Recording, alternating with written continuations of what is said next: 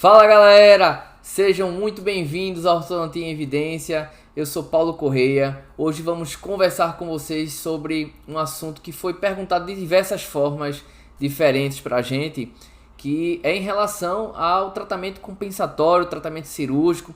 Então, a gente recebeu muitos questionamentos, muitas dúvidas referentes a esse assunto, tá? E a dúvida, digamos que a maior de todas, assim, né? A que engloba todas as outras, a gente pode dizer que é a real indicação, né? Era aquela coisa, professor, né? Quando é que eu realmente devo indicar, compensar aquele caso? Quando é que eu sei que dá para compensar aquele caso? Quando é que não dá e a gente tem que realmente indicar a cirurgia? Qual é o limite, né? De decidir entre a compensação e o tratamento cirúrgico, tá? A cirurgia ortognática. Então a gente recebeu muitos questionamentos envolvendo de alguma forma essa formulação, né? Que eu passei aqui para vocês, esse questionamento. Então gravei aqui esse vídeo para a gente ver o que seria, né? Quais são os parâmetros que a gente utiliza para indicar um tratamento compensatório e um tratamento cirúrgico, tá certo? Vamos ver aqui, pessoal.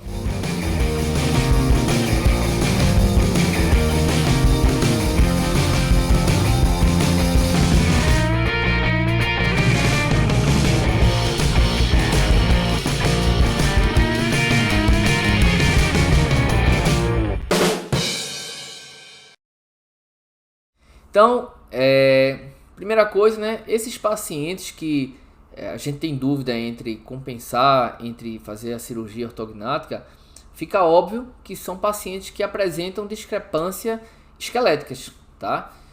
Discrepâncias esqueléticas craniofaciais. Então, primeiramente, não são pacientes que têm o equilíbrio esquelético facial, né? Então, são pacientes que apresentam ou discrepâncias sagitais ou discrepâncias verticais, maxilomandibulares, ou até uma combinação entre elas. E o que vai primeiramente pensar como compensação é ir no sentido contrário à discrepância esquelética, né? Então, de uma forma mais simples aqui, um exemplo clássico, né? São os pacientes que têm uma oclusão severa de classe 2, classe 3, né? Como a gente costuma escutar, e a gente posiciona os dentes numa posição contrária à discrepância, né? Se a mandíbula está lá atrás, os dentes inferiores, como exemplo, eles são protruídos, né? Para ir de encontro, né?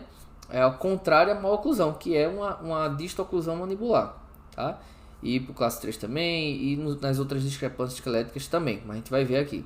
Então, primeiramente, o que precisa entender é isso, né? O tratamento compensatório é ir de encontro à alteração esquelético-facial que o paciente tem, tá? Já nos casos da cirurgia ortognática, são aqueles casos em que há também a discrepância esquelética, né? Mas não é possível fazer essa compensação que eu falei anteriormente. Então, optaria-se pela cirurgia ortognática.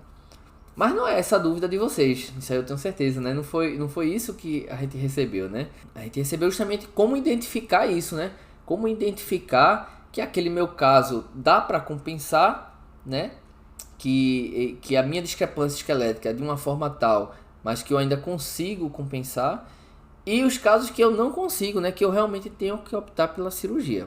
É óbvio também, né, que nos casos muito suaves, né, discrepâncias esqueléticas muito suaves ou muito graves, né, é óbvio o tratamento, né, fica muito fácil, tá?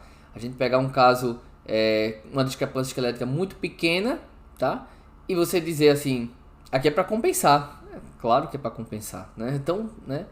Ou pegar uma discrepância muito grande, né? Uma distância, uma sobressalência assim gritante, né? Positiva ou negativa, e dizer, ó, não tem como esse dente chegar e fazer uma oclusão funcional com esse dente antagonista, né? Tá muito discrepância, né? Só com cirurgia. Isso também é muito óbvio para vocês, né? Vocês que trabalham com ortodontia, né? Então, fica claro. Não é essa a dificuldade, eu tenho certeza de todo mundo aqui, né? A dificuldade é justamente nos casos borderline, como a gente fala, né? Aqueles casos em que tá no meio termo ali, né? E, pode ser que dê certo compensar, mas pode ser que não dê. Pode ser que a cirurgia ortognática seja demais para indicar para esse caso, mas pode ser que seja a única solução, né? Então, esses casos do meio, né, que são os casos que faz a gente parar um pouco, né, e fica naquela, e agora, né, não sei, vou perguntar a outra pessoa, né, não sei, vou ter que parar um pouco para pensar aqui se dá ou se não dá, né? Esses são realmente os casos que a gente sabe que suscitam dúvidas, né? E aí esses casos extremos, né, tanto para ser pouca discrepância esquelética como os de muita discrepância esquelética, né, vários trabalhos que tentaram de alguma forma quantificar pontos craniométricos como pontos faciométricos, pontos faciais com medidas, né, para indicar ou não que o paciente tinha indicação de cirurgia ou indicação de tratamento compensatório, né? Todos os trabalhos se observou que essas medidas cefalométricas ou de face, eles eram muito bons para os casos extremos, né? Os casos que tinham pouca discrepância, né? Ou que tinham muita discrepância. E para esses casos, essas medidas serviam, né? Ajudavam muito para definir que o caso seria compensatório ou cirúrgico. Mas, para os casos borderline, se viu que essas medidas cefalométricas ou faciais, elas não eram precisas o suficiente para você indicar com segurança, tá? Então, a avaliação morfológica do paciente, né, do padrão facial do paciente, que realmente era o que ia nortear, tá? Se o paciente ele ia ou não para a cirurgia, tá? Não adiantavam esses números criados, nem cefalométricos, nem faciométricos, vamos assim falar, tá? A avaliação facial do paciente realmente é que iria acabar norteando se o caso tinha indicação cirúrgica ou não, tá? A primeira tentativa, vamos assim dizer, né, de criar um parâmetro para se indicar um paciente para cirurgia ortognática ou não, que se sabe, né, foi feita por Proft e Ackermann, foi o envelope de discrepância. O envelope de discrepância, não sei se vocês já ouviram falar ou já estudaram sobre isso, né? Ele dividia, né, os tratamentos em 3 envelopes, em 3 bolhas, vamos assim, 3 círculos, né? E o círculo interno seriam os casos para se resolver com ortodontia. O círculo intermediário se resolveria com ortodontia associada à ortopedia, caso o paciente estivesse em crescimento, tá? E o círculo externo, né, ele seria resolvido apenas com cirurgia ortognática, né? Teria indicação com cirurgia ortognática. E para isso tinham valores numéricos nesses envelopes, né? Valores numéricos baseados em posições de discrepâncias dentárias, tá? Então, quanto mais para o círculo externo fosse, né, maior estava a discrepância dentária de sobressaliência sobre mordida de incisivos, tá? Então, se utilizava parâmetros dentários, né, de limitação de movimento dentário para se indicar se o paciente poderia ser compensado dentariamente ou não, para ir assim ser indicado uma cirurgia ortognática, tá? Esse envelope de discrepância, né, do Proft e Ackermann é muito importante, tá? Para ortodontia, mas ele indica apenas para a gente limitações de movimentos dentários, né? E que aquela limitação não leva em consideração o padrão facial do paciente, né? A gente vê isso, né? Como também não leva em consideração a queixa do paciente, tá? Então, como a gente não visualiza o que já foi compensado para determinado padrão naquele envelope, então, por ele não levar em consideração o padrão facial do paciente, então ele também tem uma limitação muito grande na sua utilização, tá? Então, hoje, né, a decisão correta para se determinar se o paciente ele vai cair numa cirurgia ortognática ou ele vai ser tratado com um tratamento compensatório, a primeira coisa que tem que se fazer é analisar o padrão do paciente, o padrão facial do paciente. Esse é o primeiro passo de todos para você pensar em fazer cirurgia ou não, tá? do nosso paciente.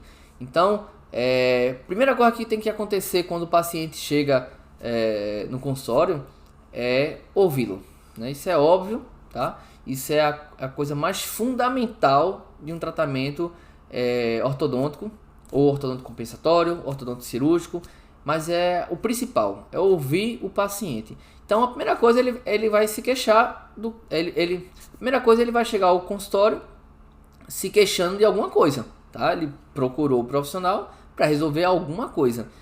Esse alguma coisa a gente tem que buscar também, porque muitas vezes o paciente vai chegar e vai dizer assim: não, é que eu acho meu sorriso feio. Pronto, é a queixa do paciente, é o sorriso feio.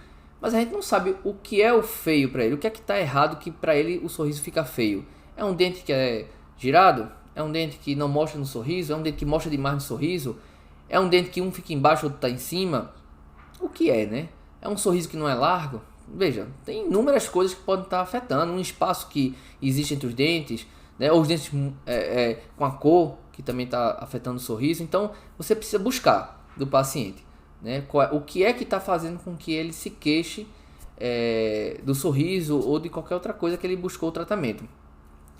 E a primeira indicação para ser caso cirúrgico, sem você olhar a boca do paciente, sem nada, é ele se queixar da face, né? Então, isso é unânime entre todos, né? O paciente que chega no consultório se queixando da face, né? Eu acho meu queixo muito para frente, eu acho que eu não tenho um queixo, eu acho que quando eu sorrio, eu acho que quando eu sorrio, minha gengiva mostra demais, mostra todos os meus dentes, mostra o meu osso todo, né? Ou quando eu sorrio, eu não vejo meus dentes. Então, queixas como essas, né? São queixas indicativas de cirurgia ortognática, né? Então, essas queixas geralmente estão atreladas a uma desarmonia esquelética, tá? Então, você observou o paciente, ele tem uma alteração esquelética facial, tá? Uma desarmonia esquelética facial, e ele tem essa queixa, né, ligado à face, ao esqueleto, né? Então, isso naturalmente já é um paciente que tem uma indicação de cirurgia ortognática. Então, a partir daí você já olha para ele diferente, já vai olhar para o exame dele clínico diferente, para ver o que é possível fazer para descompensar aqueles dentes e promover a correção esquelética facial do paciente, tá? Mas muitos casos, talvez até a maioria, né, não vai chegar para a gente dizendo uma queixa esquelético-facial, tá? Geralmente chega com uma queixa dentária. E aí onde está a dúvida, né, de muitos colegas que enviaram perguntas para a gente, tá?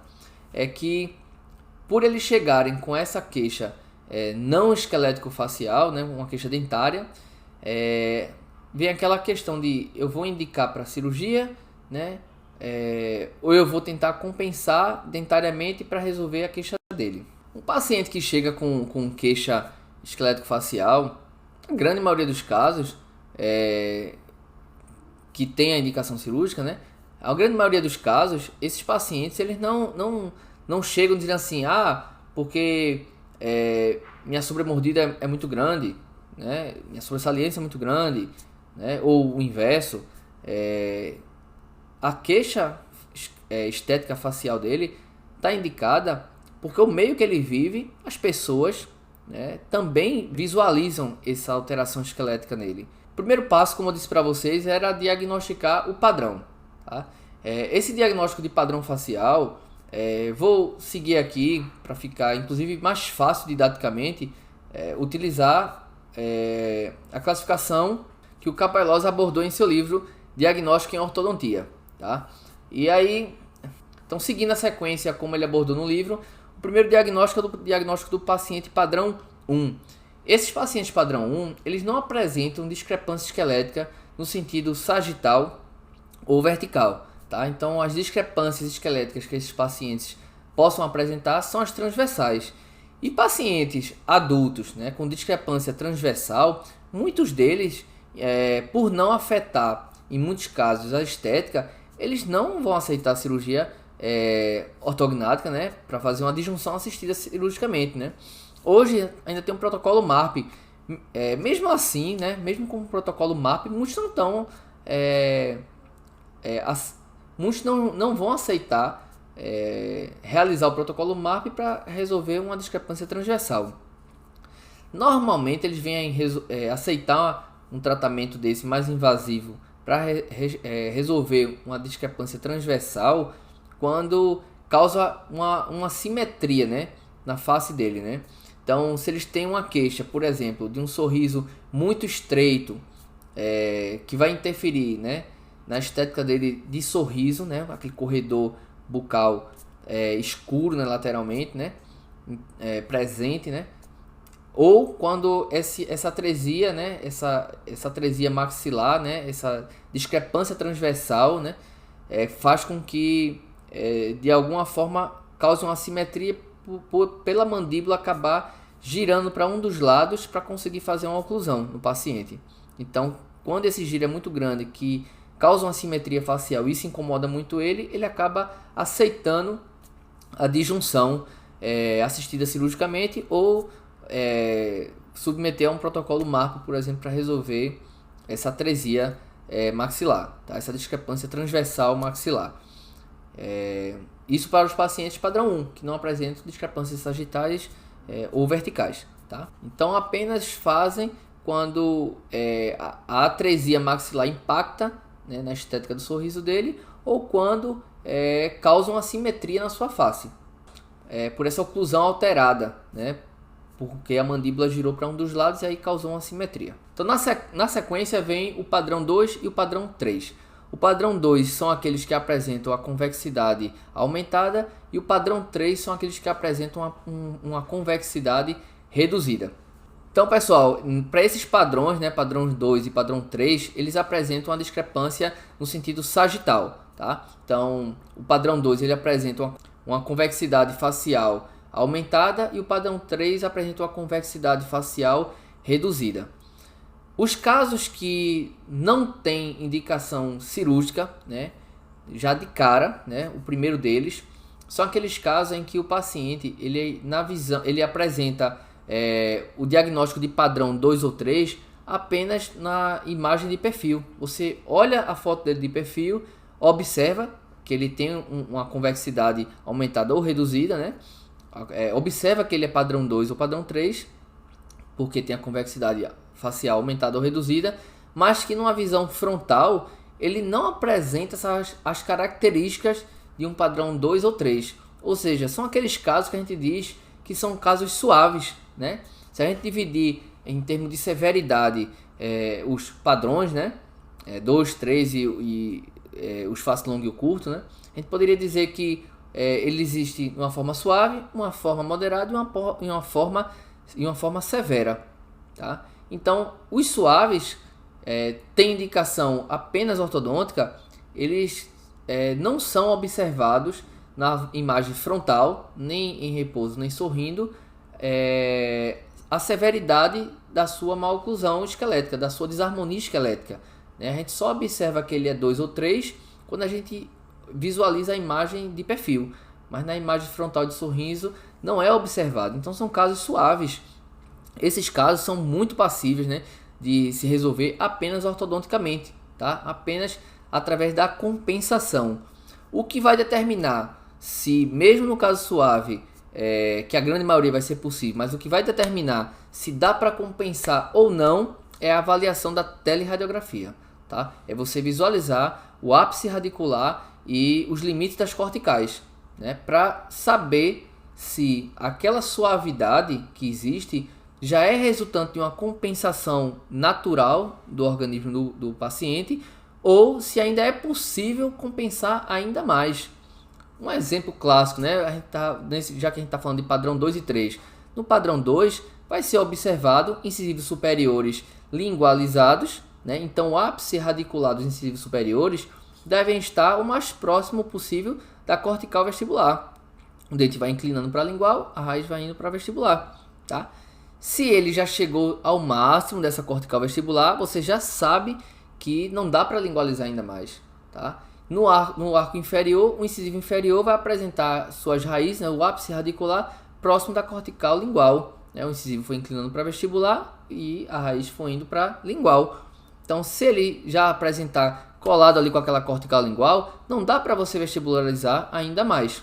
Tá certo, pessoal? Então, esses sim são os parâmetros, né, na teleradiografia. Não é o valor de inclinação que está dando na cefalometria do seu incisivo superior, do seu incisivo inferior. Não é o valor numérico, tá? Não é o valor numérico que está dando a protusão do lábio do seu paciente, o ângulo de inclinação de convexidade. Também não. Existem valores, a gente sabe que existem análises que fazem isso, mas é o olho na teleradiografia que vai indicar se o seu paciente já foi compensado ao máximo ou não, tá? Porque o ímpar de um padrão facial é diferente do ímpar de outro padrão facial, tá? Em termos de normalidade. Então a gente não pode utilizar o mesmo valor numérico para todos os padrões faciais, certo, pessoal? Então esses pacientes que são passíveis de compensação, né, os pacientes suaves, né, que a gente observa essa desarmonia na visão lateral, mas não tem essa visão, essa magnitude, aparece muito suave na região, na avaliação, mas eles não alteram o equilíbrio da face nessa visão frontal, tá?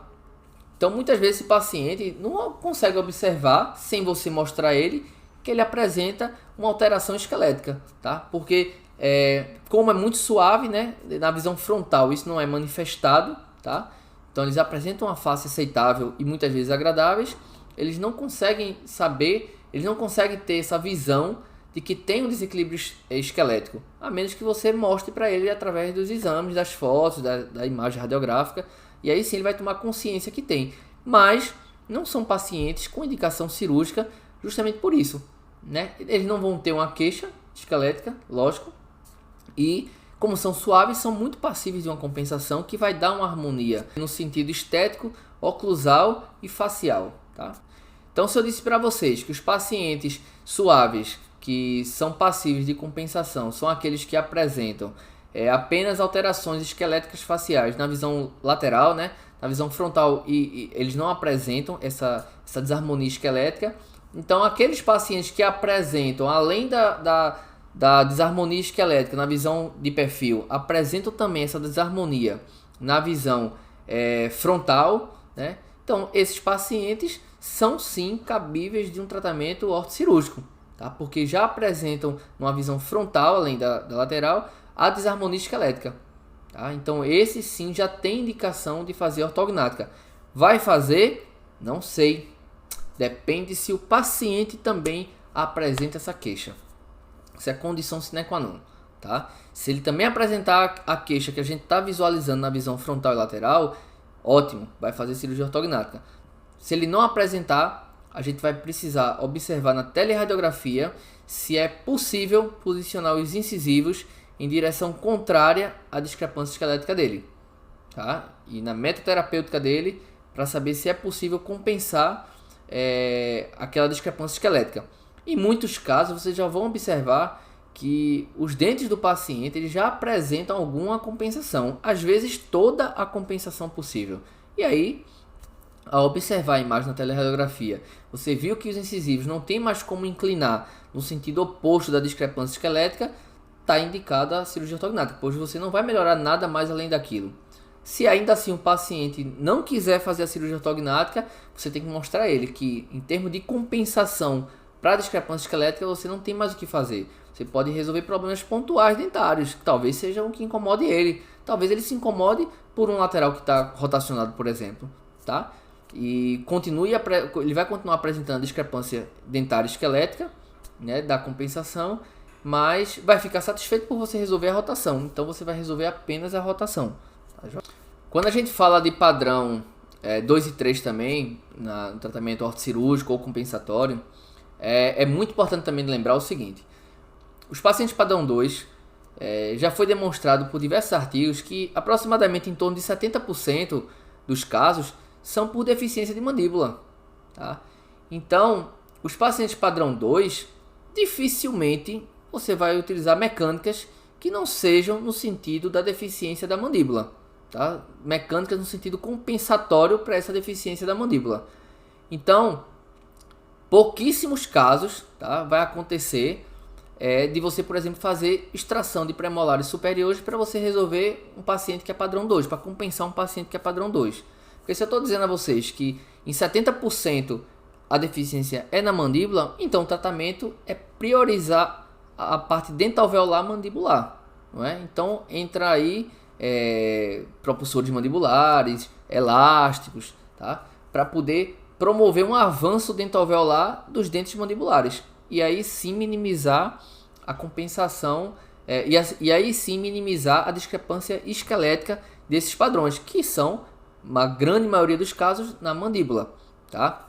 Vai ser sempre? Não, não vai ser sempre, cara, tá? Porque vai ter ainda aí 20% aí que vai estar ligado a maxila e mandíbula e 10% ligado à protusão maxilar, tá?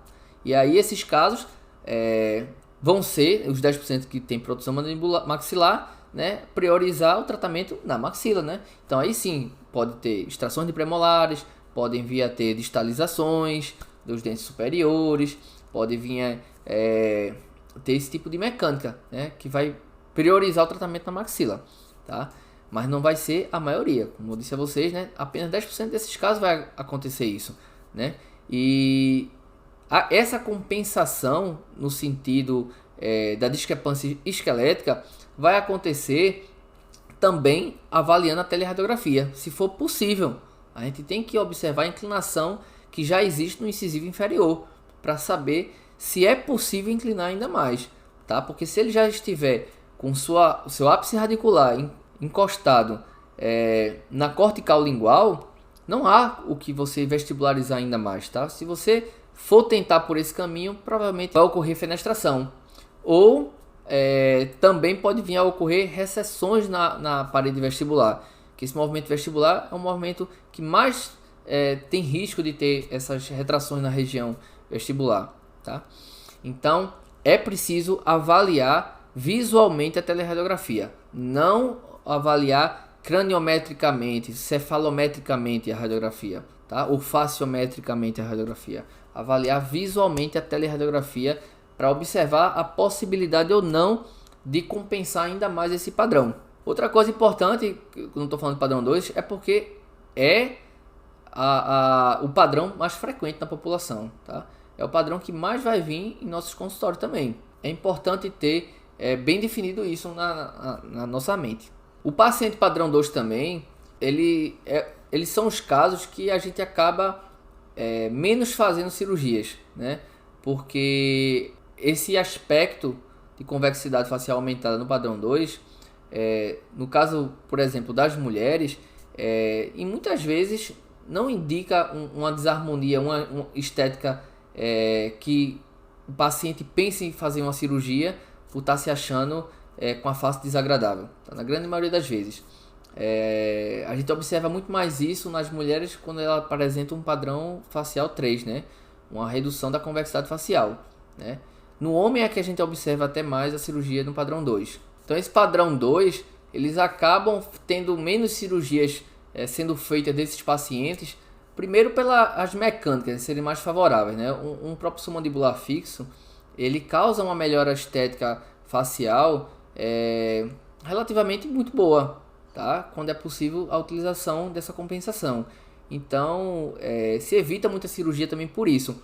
Outra coisa são as limitações, né, dos outros tipos de padrões para o tratamento compensatório e na melhora facial com esses tratamentos compensatórios, né? Então, os outros, por apresentarem também mais limitações, acabam que tem mais indicações também de cirurgias ortognáticas. E com esse tratamento compensatório, a gente acaba conseguindo uma oclusão funcional adequada, né? Que vai dar equilíbrio, vai dar estabilidade, vai dar proteção na mordida do paciente, né? Já que a oclusão ideal, lógico, só seria possível se fosse feita uma cirurgia em conjunto, né? Para poder fazer essa correção esquelética, e aí sim os dentes não estariam nos limites dos seus movimentos, tá? Mas é possível em muitos casos conseguir essa oclusão adequada. Então, como o diagnóstico do padrão 2, né? Falei para vocês, a grande maioria dos casos tem a mandíbula, né, como causa, né, uma deficiência de mandíbula. Então tomem muito cuidado para não estar fazendo extração de primeiro premolar, para promover uma retração e tentar reduzir esse overjet desses pacientes, né, que apresentam essa convexidade, que apresentam essa sobressalência aumentada. Então numa boa parte dos casos, no arco superior, vão ser apenas desgastes para permitir uma maior inclinação desses incisivos superiores, tá? Como também redução nas angulações, para a gente conseguir um pouco mais de espaço para a inclinação desses incisivos superiores, como redução também na abertura dos arcos, né? A gente vê muito isso com relação à diagramação desses arcos, tá? Na hora da colagem dos breaks, né? A modificação em algumas angulações, às vezes até ficando negativa, dependendo da discrepância esquelética que eles apresentem, tá, pessoal? E enquanto no arco inferior vão se utilizar mecânicas de protrusão, como eu falei aqui.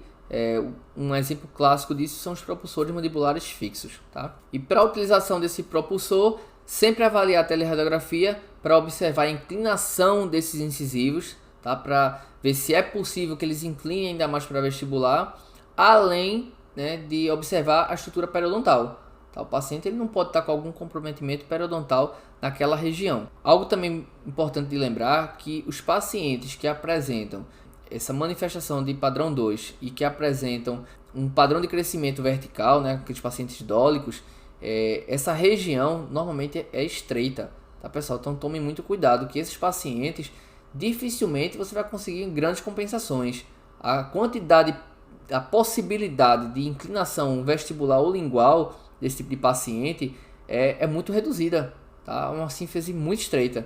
Então, nesses pacientes, em muitos casos, acaba que é indicado para correção oclusal, para que fique com a oclusão funcional, acaba que é indicado, muitos desses casos, uma cirurgia ortognática por não ter síntese suficiente ali, né, estrutura óssea para promover um movimento de vestibular ou de lingual nesses dentes, tá? Por apresentarem muito estreitos essa região. O raciocínio para indicar o padrão 3 é o mesmo, né? É aquele que, se apresentar essa característica apenas na visão lateral, né? Ou seja, é considerado um padrão 3 suave. Então não estaria indicado uma cirurgia ortognática se na visão frontal ele não apresenta as características do padrão 3, tá?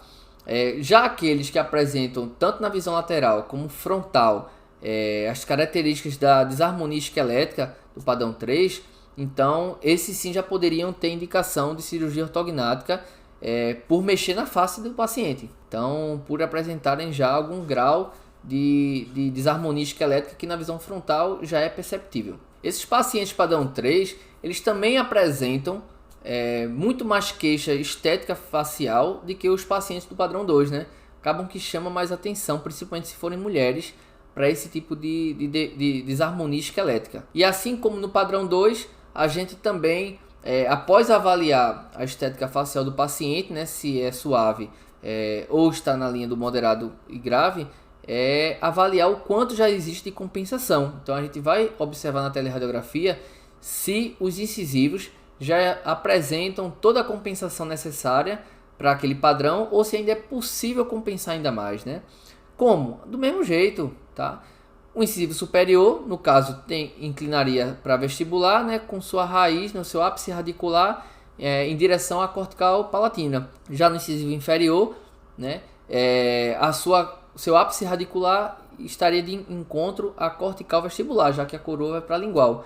Então a gente observaria se esses ápices radiculares já estão no limite de compensação. Lembrando apenas, pessoal, que a compensação no arco inferior desses pacientes acabam se tornando um pouco mais prioridade, tá? Se for possível compensar no arco inferior, pelo fato de quanto mais a gente inclinar o incisivo superior, a gente sabe que em relação a sorriso, esteticamente não fica agradável, tá? Então a gente prioriza primeiro inclinar o incisivo inferior para resolver a deformidade esquelética facial do paciente, muito mais do que inclinar o incisivo superior para vestibular, a menos que ele esteja muito inclinado para a lingual, né? Para a palatina, tá? Então a gente tentaria pelo menos colocar ele centralizado em relação às suas corticais. Enquanto no padrão 2, né, a inclinação lingual acaba dando uma melhora na estética facial do paciente, né, no sorriso do paciente, né? A inclinação vestibular no padrão 3 tem um efeito inverso, né? Quanto mais a gente inclina para vestibular, em termos de sorriso, os dentes vão aparecendo menos, né? Eles vão inclinando para vestibular, então vai aparecendo menos no sorriso. Eles vão encurtando, vamos assim falar, né? Em relação ao sorriso. E isso não é esteticamente aceitável, tá? O seu paciente vai questionar esse tipo de procedimento, tá? Quando ele começar a ser realizado. E por último vem as discrepâncias verticais, tá? Isso seguindo a ordem como está no livro do Capelozzi, como a gente falou, né? O diagnóstico em ortodontia.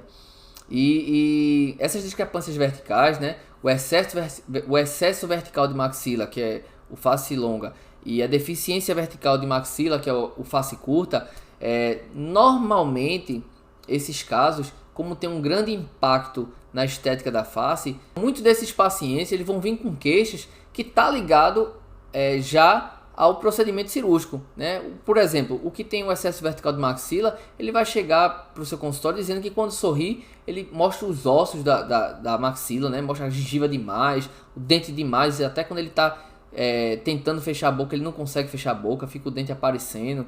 Então, é uma queixa esquelética, tá? É uma queixa que você olha para o paciente e já viu que ele apresenta um excesso vertical de maxila e o paciente vem com queixa que está ligado a esse excesso vertical de maxila.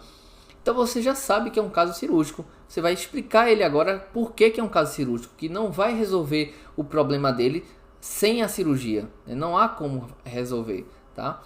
E o face curto é o inverso, né? Aquele que relata que vem notando que o rosto está envelhecido, que as marcas, né, estão aparecendo muito mais, que quando sorri praticamente não mostra dente e quer botar facetas para poder os dentes aparecerem no sorriso.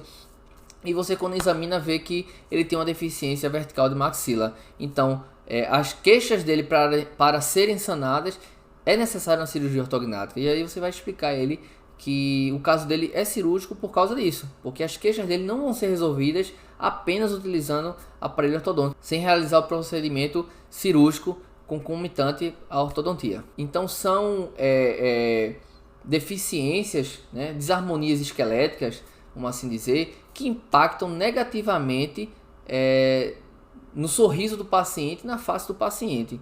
Então muitos desses casos acabam entrando na cirurgia ortognática porque a queixa está diretamente ligada à desarmonia facial dele, tá? Diferentemente do 2 e do 3, que muitos desses pacientes vão estar satisfeitos com o seu sorriso, né? Então, uma compensação muitas vezes é passível de ser feita por ele não apresentar a queixa esquelética, né, junto, né? Já no longo e no curto, muitas vezes ele vai apresentar junto, tá? E caso o paciente não aceite, né? Vamos começar pelo longo, né? O paciente não aceita fazer a cirurgia, ele quer apenas resolver com aparelho, né? Olha, para os pacientes padrão face longa, a grande maioria eles apresentam a relação de classe 2 de molar, tá? Por haver um excesso vertical de maxila, essa maxila cresce bastante no sentido vertical, vai descendo, a mandíbula consequentemente vai girar para baixo e para trás. Então acaba que os molares, em muitos desses casos, vão estar em relação de classe 2 de molar. Para esses pacientes, o que é possível fazer para eles, né, em termos de compensação, não vai mudar em nada a face dele, né? Incisivo superior tem que estar lingualizado, geralmente já está bastante, então não pode ser protruído, senão vai piorar ainda mais o selamento dele, aí é que ele não vai selar mesmo a boca.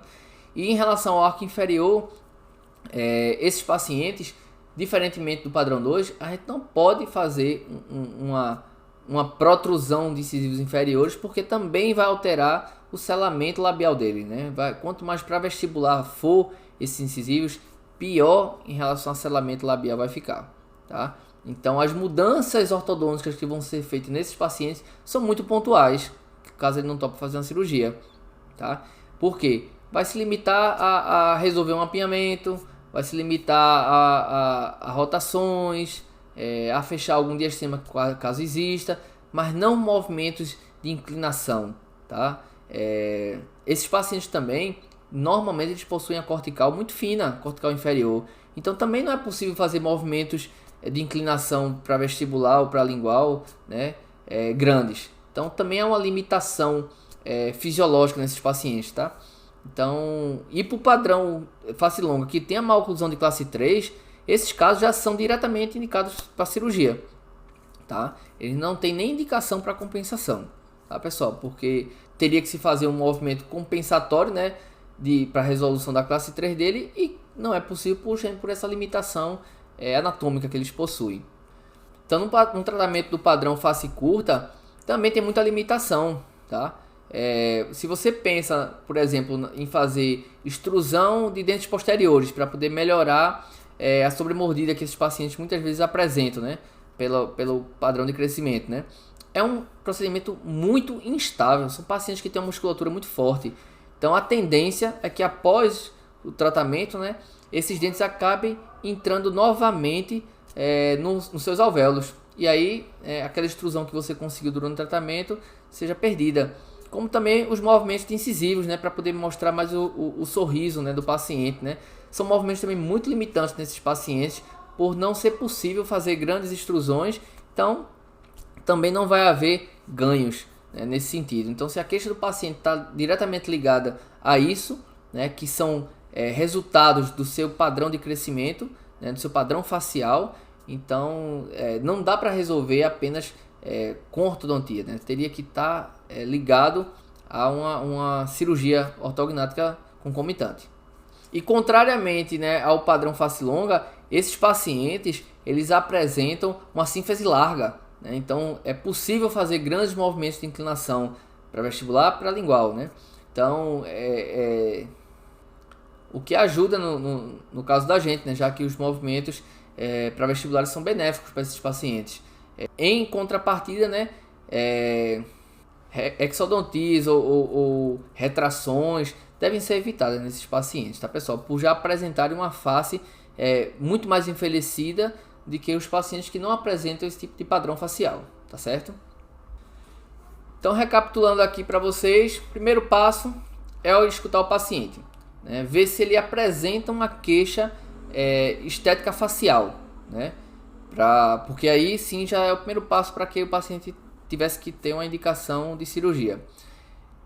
Segundo passo, caso ele não apresente, é você avaliar, né, a face dele no sentido de perfil e frontal, para ver se a discrepância dele esquelética está presente tanto na visão de perfil quanto na visão frontal ou não. Estando presente apenas na visão em perfil, as características da discrepância esquelética, é um forte candidato a um tratamento compensatório, tá? Por não ter necessidade de mudança facial. Aqueles que apresentam na visão de frontal alteração também, então esse é um forte candidato para um tratamento cirúrgico, tá? Por dar o benefício. Sempre avaliando também, lógico, a queixa do paciente. Porque vai ter que ser casado isso entre o paciente desejar fazer a mudança facial e o caso só ser possível resolver com a mudança cirúrgica. Tá? Então tem que ter o casamento das duas coisas. Após avaliar essa necessidade ou não, né, de se fazer cirurgia ortognática pela avaliação estética facial, aí a gente vai para a teleradiografia para observar, naqueles casos em que não há indicação estética facial de cirurgia, se as compensações dentárias já foram realizadas pelo próprio organismo do paciente. Tá? Nos casos que não foram realizados e que é possível a gente ainda compensar alguma coisa na avaliação da teleradiografia, a gente vai compensar. Lógico, já que o paciente não apresenta queixa esquelética facial. Nos casos em que o paciente não apresente, mas a compensação dentária já foi feita, então já chegou no limite. Não há mais o que a gente compensar se o organismo já fez toda a compensação que poderia. Então, nesses casos, a indicação da cirurgia estaria sendo realizada pela limitação do que você pode fazer apenas ortodonticamente, né? Porque como tudo já foi feito, então para melhorar ainda mais só se fosse com a cirurgia, certo, pessoal? Esses seriam os parâmetros que a gente utiliza para indicar para cirurgia ou para o tratamento compensatório, certo? Bem, pessoal, esse foi o nosso vídeo de hoje. Espero que vocês tenham gostado. Espero que eu tenha conseguido responder às inúmeras perguntas que a gente recebeu sobre os casos cirúrgicos, os casos compensatórios. Tentei abordar nesse vídeo a grande maioria das perguntas que a gente recebeu. Caso você não tenha entendido alguma dessas coisas que eu estava explicando aqui hoje, coloca aqui nos comentários, tá? que a gente vai responder o mais breve possível, tá certo, pessoal? Pode deixar seu comentário que a gente responde. Não deixe de curtir, curta nosso vídeo, compartilhe com seus amigos, tá? Se inscreva em nosso canal, ative as notificações para poder vocês ficarem sabendo dos vídeos quando forem publicados. E continue mandando suas mensagens, tá? Tanto no Instagram, no direct, quanto nos grupos que a gente tem vocês, que a gente vai estar anotando e tem uma lista aí de vídeos que a gente fazer e a gente vai fazer todos eles, podem ter certeza disso, tá certo, pessoal? Valeu, pessoal, tchau, tchau, aí.